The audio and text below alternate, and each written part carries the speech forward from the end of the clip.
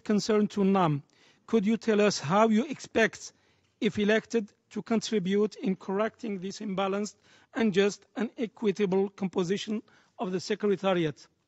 The second question, Article 100 of the Charter stipulates that I quote, the SG and the staff shall not seek or receive instruction from any government or from any other authority external to the organization. However, the inspectors of the GIU are convinced that historically, no Secretary General has been immune to political pressure. How will you avoid such pressure during your tenure if elected, and its negative impact on the credibility of the system and the SG's independence? What measures will you put in place immediately after assuming in order to guarantee this such needed independence? Third question, as you know, NAM is a long-standing actor in the UN system. What has been your relation with the NAM in your past and current appointments?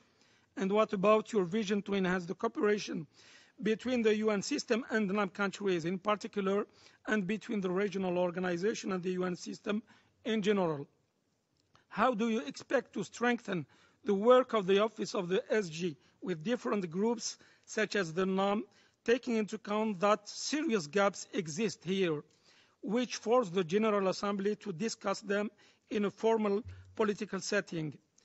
What do you think could you help deal with routine issues in a routine manner without bringing them in the political level? Fourth and last question, for those positions where the United Nations General Assembly has decided that there will be geographical rotation between North and South, the inspectors of the GIU stresses that candidacies should be sought only from the region whose turn it is to hold the position. For example, assuming that current incumbent is from the North and the successor should be from the South. Not verbal, with the vacancy announcement requesting nominations of candidacies for the upcoming vacancy should be sent to member states from the South only, with information to the members. How could you fulfill this challenge? Thank you. Thank you very much. We have to if you allow me, we have to stick to these timelines. Represented and underrepresented countries, especially from developing countries, at the senior level appointments within the UN Secretariat and the broader UN system. Third and last question, what will be your strategy in mobilizing the necessary financial and non-financial resources to implement the 2030 agenda? Thank you. I thank the representative of Thailand, and I give the floor now to the representative of Uganda on behalf of the African states. Thank you, Mr. President. Mr. President, in the interest of saving time, I will go to the questions straight.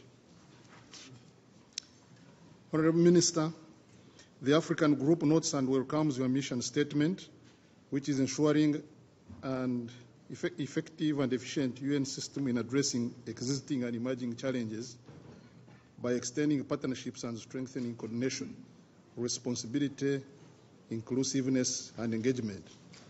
In the area of peace and security, we also note that your vision for confronting challenges of peace and security will place primacy in political solutions and greater prioritization and strengthening of prevention and mediation capacities and tools across the United Nations, amongst others. What concrete steps will you take to promote and improve conflict prevention, management, resolution, as well as peace building in Africa? You're also proposing setting up a peace operations group under the supervision of the Secretary General and Deputy Secretary General. This proposal is aimed at, amongst other things, improving coordination, including questions you've asked until now, and I fully, I stay fully and remain fully open and interested in continuing our discussion at meetings which may be more focused on certain regions And definitely I will be very, very glad to continue discussion with the African group of countries. At the same time, I noticed that there are some questions which tend to overlap. So I'll try to answer the way I've received questions. Well, thank you very much for Algerian questions, also on behalf of Non-Aligned Movement. Let me start by responding to the third question of yours, because my country used to belong to the Socialist Yugoslavia, which was one of the founders of the Non-Aligned Movement. And although 10 years ago, when we took the integration road towards membership in the European Union, we still express interest, and we still act as an observing country, a country which has observer status to the Non-Aligned Movement. So we are interested actually in sharing a joint heritage. This is also, I guess, a dimension which is very important from the overall UN inclusive scope of work. I should say also that we've been actually quite interested in going back to some of the initiatives which unfortunately ceased due to the wars in the region I come from in the early 90s, which were actually related to the museum of non-aligned movement, which we want to rehabilitate. Although we are not member state, but we are the observers state, and we would like to continue cooperation with non-aligned movement on this. But one question that, in my view, permeates the whole set of questions I've just received is also related to the structure of the senior management team and equitable representation.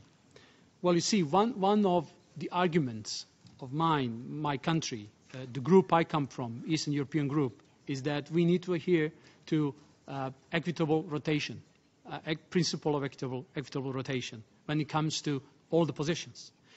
So it is a very strong argument of ours to lay hopes that after so many tenures in office, it's really time somebody was selected from the Eastern European group. And therefore, now you have several candidates. But also, I've addressed this issue in both of my vision statement and the speech you've just heard. I believe this is not, of course, the end, and it has to continue. That's why I believe we need to apply also adequate principle from gender equality principle when it comes to Secretary General, Deputy Secretary General positions, but also equitable principle when it comes to Northern-Southern Hemisphere, also equality. That's why I believe that if a Secretary General comes from the Northern Hemisphere, then Deputy Secretary General should come from the Southern Hemisphere. And it's fair. And one more thing I propose is that we should discuss Nairobi as a potentially seat of the Deputy Secretary General. Why not? If I'm going to ask Deputy Secretary General to have more accentuated role when it comes to dealing with regional arrangements, then we're better to place him and charge him than Nairobi, because there's a great need in expanding communication with African Union, strengthening partnership with African countries, but also other parts of the world. So I think it's time we took a different approach to dealing with matters in today's world. And this is not only by chance. I'm saying this because we are now in 2016, and 2016 is a year when we start implementation of what we agreed in 2015. And 2015 was an exceptional year.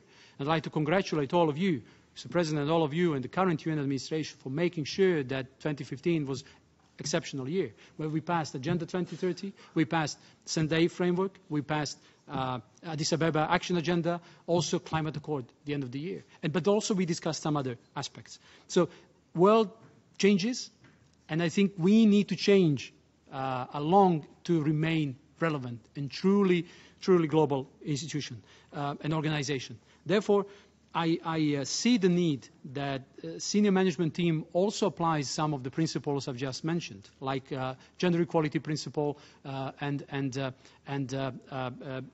geographical rotation principle. And it has to also be combined with some other principles. We are all aware of it. So definitely there's more to be done, and my intention is to sort of remain in constant consultations with all the groups to make sure that we all feel responsibility for an ownership over what goes on in our world organization. With regards to the question related to whether I would be immune to influence, well, practice can only show that. What you do, not what you say, but actually what you do. You know, after some years, or after some months, or after some years, or who knows, in 5 years at another consultation of this kind, you may be able to ask, well, listen, you asked about, you mentioned that you want to promote the principle. The United Nations work. What would be your role as Secretary General in terms of human rights? Another official language of the European Union and of the United Nations, what would be your specific plans regarding the global migration and refugee challenge? On sustainable development goals, how do we intend to work with member states to advance them? How do you think the UN needs to adapt to implement the new SDGs and to become fit for purpose, more efficient and effective? Commenting on some of the questions that had already been asked, and I'll try to organize this as the most efficient way possible. There's a frequent question about this Article 99 or Article 100 in terms of the expectance that Secretary General should be one to, well, some people expect him to, or her to, slam doors and ram tables. Some other people may be more willing to see somebody who is more of an administrative kind and so on. And in past, well, months, years, decades, we've seen a lot of efforts that have failed.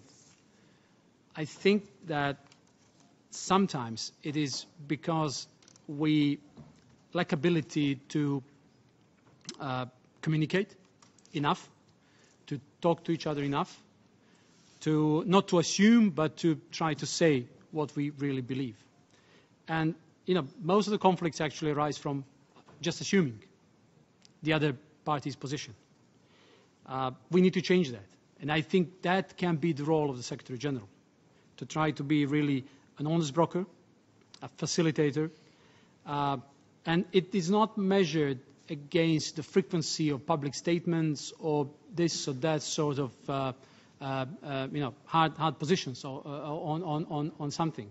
It is through a very it can be done through a very committed daily work, very persistent. A lot of perseverance is needed.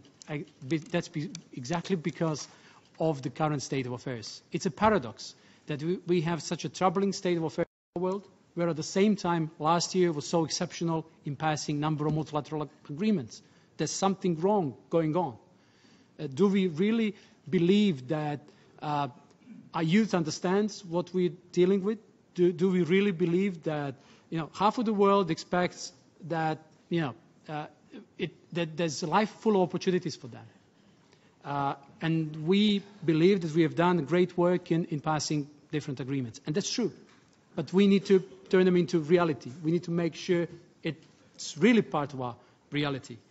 And obviously, something has to be changed. I think that we need to develop more trust amongst each other and more honest talk. The more we talk, the solution comes. That's my experience from being in different positions in public life in Montenegro. I was asked about my managerial capacities, managerial experience. The more we talk to each other, the more we are brave to express our views, the better solutions we reach. And that's also about sustainable. That's also about using Article 99 or anything else. There are a number of forms, number of possibilities. A Secretary General through whole day can be sort of active, keep colleagues on alert to make sure that we don't miss something.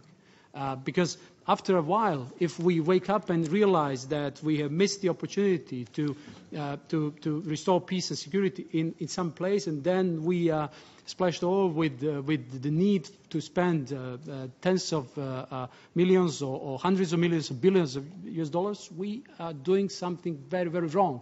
And accusing each other really doesn't lead us anywhere. So there's need for more trust, because our responsibility is huge. And you've rightly pointed out, there's 65 million people on the move, which are people who are unwilling migrants. There are tens of millions of others who would like willingly to migrate because of other reasons. But these ones are usually in great need of humanitarian assistance. And then we are faced with the problem. How to best respond to a growing crisis, or how to best respond to the need to make best use of the money we invest. That's why actually reading a peace review that was produced by the independent panel, that's why I come to the conclusion that we need to modify the way we do things here within the UN. Doesn't mean turning things upside down, because that's another waste of energy and money. Life doesn't start with us. There's a huge accumulated capital. We need to use, we need to innovate and make sure that we are more effective. That's why Peace Operations Group. I've talked to a number of undersecretaries in past weeks on these topics, and I've realized that there has to be more coordination. There has to be more coordination, but there also has to be more political lead by the Security Council. So we need to definitely work together. Why Peace Operations Group? Because we've received a number of very good recommendations, in my view, placing primacy on political solutions. It's nice to say that, but are we effective in making sure that it really happens? So we need to better coordinate. There are some ideas, I think very good ones. More frequent review of mandates. Or tailor-made mandates or sequenced mandates. Also more dialogue within the system with police and military troops, and outside the system with regional arrangements. How to best act in a concrete situation. These are all, I believe, innovations that we need to turn into practice. On the question, also similar one related to sustainable development goals, and once again repeated view that we need to overcome silos within the system. That's exactly why in my vision statement I speak about the need to identify leading agencies or funds or programs for every social sustainable development goal. There cannot be exclusive ownership over the process. We need all to work together. When you look at the structure of the goals and the targets inside, there's migration issues permit 6 or 7 according to International Migration Organization, or human rights permit more or less the whole agenda. So actually, it's not only rule of law goal 16 and more peaceful societies, more democratic standards, and so on. It's the human rights which permit the whole agenda.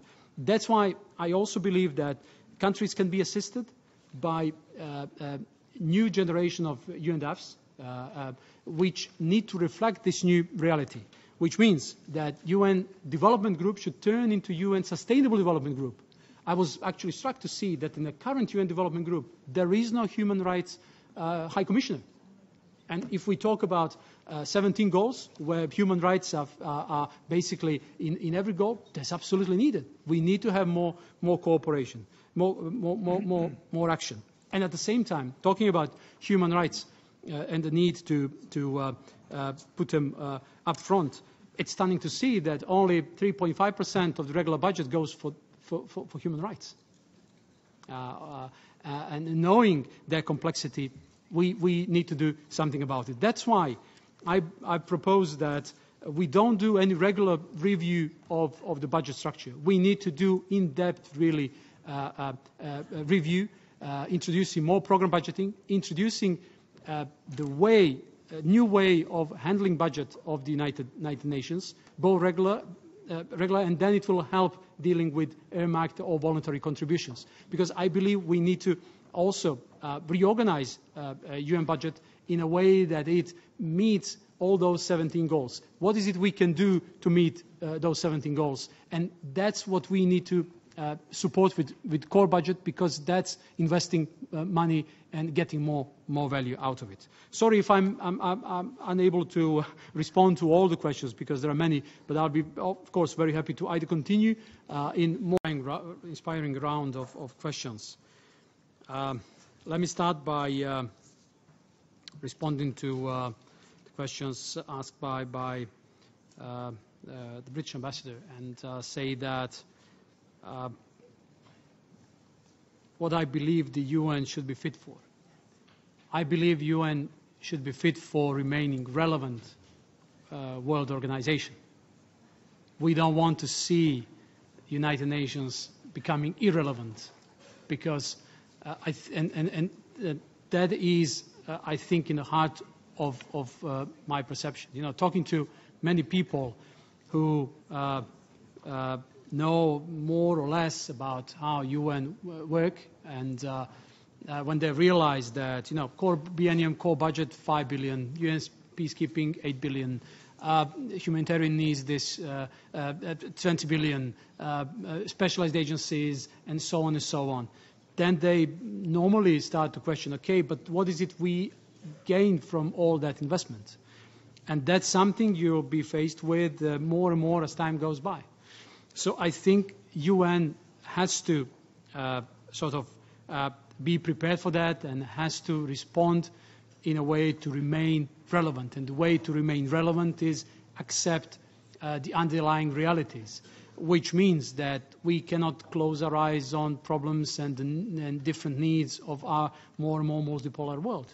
Therefore, we have to be able to come to the solution, which is, of course, a compromise, and we should not be time pressed, but everybody senses that current, for example, structure of the Security Council does not reflect today's world. So we need to do more there. And of course, it is responsibility of the member states. And to the extent member states want that Secretary General get engaged, I would be very happy to help. Not by, you know, again, being very noisy, but about being really an honest broker. They can help coming to a sustainable solution. Also, it relates. Also, I think Charter is very clear on potential breaches. So this is about, you know, us being able not to assume each other's positions. This is about really being honest in dealing with the problem. Because if we are unable to come to a solution in a relatively, you know, decent period of time, then the arguments of those who will believe that UN has lost flavor, has lost power, has lost relevance will only grow. And then we won't be faced with zero growth budget policy, but we're going to be faced with minus 10%, minus 20%, and so on. And I think the only way to make sure that contributors remain happy and enthusiastic in investing is about being effective in what we do. That's the only way. That's the only way forward. And to be effective in what we do, we need to realize that our assistance to member states, based on SDG's agenda and other documents, should be relevant. UNDAFs should respond to that agenda, and that can be used as a leverage to mobilize more resources in making sure that we meet priorities. With regards to what I believe more can be done in order to protect civilians through peacekeeping missions. First of all, I think that UN's image has been pretty damaged with what we saw as reports from some of the places where there was peacekeeping. And I think first immediate action is to make sure it doesn't happen. Or if it happens, then definitely there is individualized, as effectively as possible, guilt, and that's definitely, I think, one way forward. But also, although I was very young, I witnessed what happened in one of my neighboring countries when UN peacekeepers failed to respond to what the role was. And that was a big embarrassment. So we need to learn from lessons.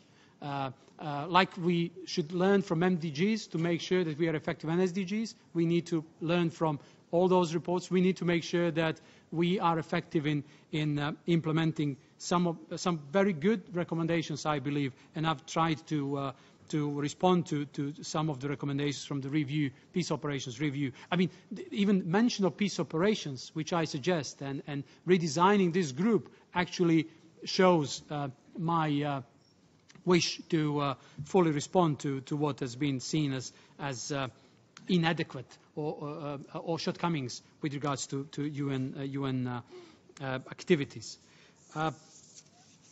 There's been a couple of questions related to disarmament.